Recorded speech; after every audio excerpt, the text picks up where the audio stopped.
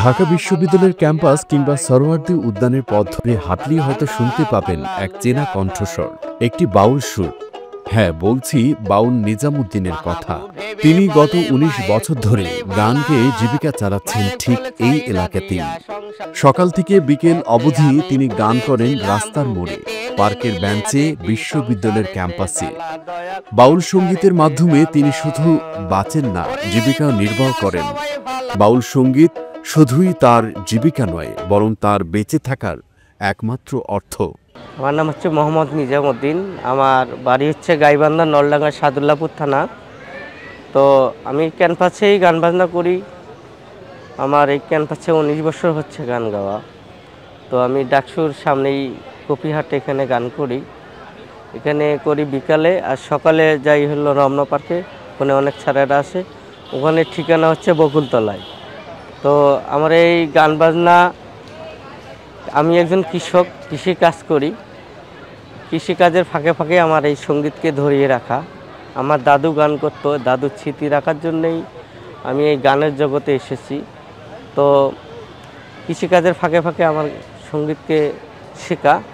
তো শেখার পরে এখন আমার এই গান ছাড়া কিছু ভাল লাগে না, কাজকাম ভাল লাগে না। তো আমি ঢাকায় আসলাম, আসে ইউনিভার্সিটিতেই মনে করেন ছাত্র ভাইয়েরা গান টান শুনলো।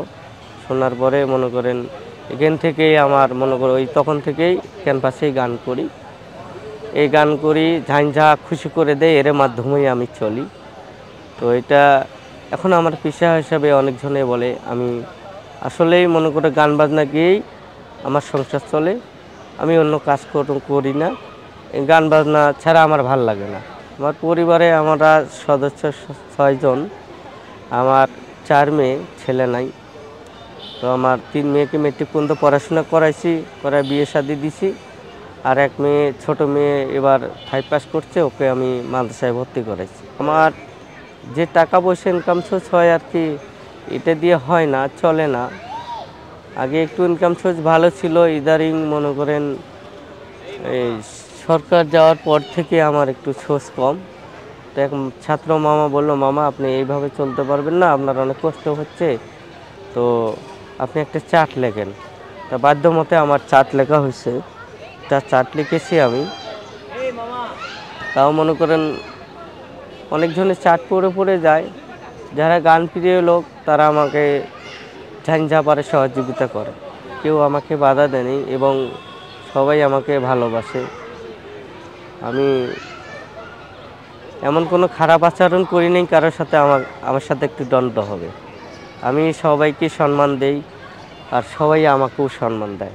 আমরা যারা বাউল আছি, মনে করেন আমরা এই সঙ্গীতকে ছাড়া এমন কোনো বাউল থাকতে পারবে না এবং বাঁচবে না। এখন আমাদের গানে হচ্ছে প্রিয়, আমাদের গানে আমাদের মনের খোরাক।